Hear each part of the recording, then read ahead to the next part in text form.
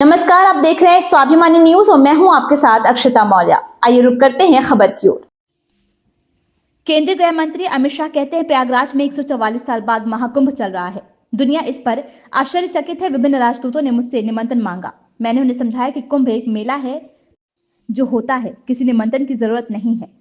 करोड़ों लोग सितारों की सीध में आते हैं। वे हैरान हैं कि 40 करोड़ लोग बिना निमंत्रण के एक जगह आते हैं और मुझसे पूछा कि इसका प्रबंधन कौन करता है। मैंने उन्हें बताया कि ये प्रबंधन सरकार द्वारा किया जाता है। जितना महत्वहीन राम सेतु बनाने में गिलहरी का योगदान ये हजारों वर्षों से चला आ रहा है। मुगलों, अंग्रेजों और यहाँ तक कि कांग्रेस शासन के दौरान भी चला। प्रयागराज में महाकुंभ चाले छे। 144 वर्ष पछी आ महाकुंभ प्रयागराज में थवा जई रह्यो छे अने दुनियाभરના લોકો આશ્ચર્યચકિત થઈ અને જોઈ રહ્યા છે।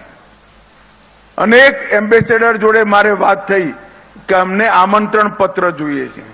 મેં એમને સમજાવ્યું કે કુંભ એવો મેળો છે જેની કોઈ નિમંત્રણ પત્રિકા જ નથી।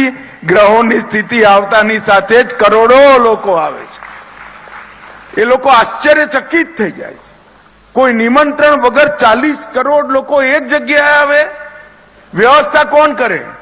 मैं कुछ सरकार जे व्यवस्था करे ए व्यवस्था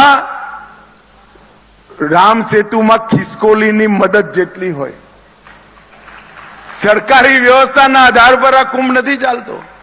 अनेक संतो, महंतो, धार्मिक जनो, धार्मिक संस्थाओं आ करोड़ों लोगों ना रहवानी व्यवस्था अने कुंभ में गयेलो कोई पण व्यक्ति होटल में नहीं रोकातो। त्या टेंट में ठंडी में जमीन पर सोई त्या गंगा स्नान करवा माटे लोको जाय छे। एक देश मांथी 40 करोड़ लोको, लाखों लोको विदेश थी आश्चर्यचकित थाय एवी व्यवस्था न जाने केटला हजारों वर्षथी चाले छे। मोगलो आया तो चाली, अंग्रेजो आया तो चाली अने कांग्रेसियाओनुं राज थयुं त्यारे चाली। એને કોઈ ના રોકી શક્યું। એ સરંગે સરંગ અક્ષુણ રીતે, અખંડ રીતે એક પરંપરા તરીકે ચાલી અને આજે મહાકુંભનું આયોજન ખૂબ મોટી માત્રામાં થયું છે। ખૂબ સુંદર વ્યવસ્થાઓ ત્યાંથી। હું આજે ગુજરાતભરના લોકોનું પણ આહવાન કરવા માંગુ છું કે સૌએ મહાકુંભ કદાચ એક જન્મમાં તો ઘણા લોકોના નસીબમાં નથી આવતો, ઘણાના અનેક જન્મો સુધી નથી આવતો। મહાકુંભમાં જરૂર જવું જોઈએ।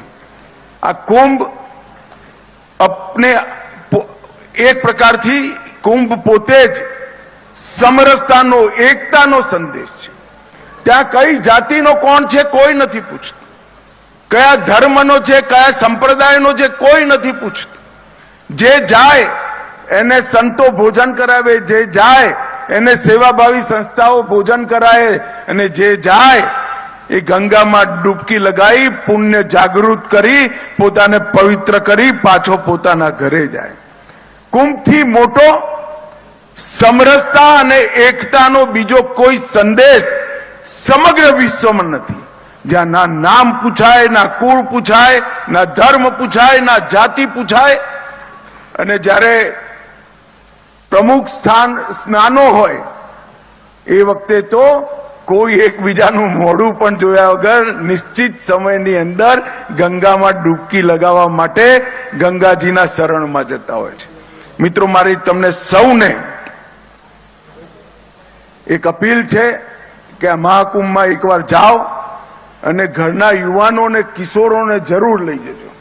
मैं मारा जीवन में 9 कुंभ में स्नान कर्युं छे। कुंभ अर्धकुंभ थई અને આ 10મા કુંભમાં સ્નાન થશે। મારું હું પણ 27મી ત્યાં જવાનો છું। મારી આપ સૌને વિનંતી છે કે બધા જ લોકો ત્યાં પહોંચે। મિત્રો, इस खबर में बस इतना ही। बने रहिए स्वाभिमानी न्यूज के साथ। चैनल को लाइक, शेयर, सब्सक्राइब करना बिल्कुल ना भूलें।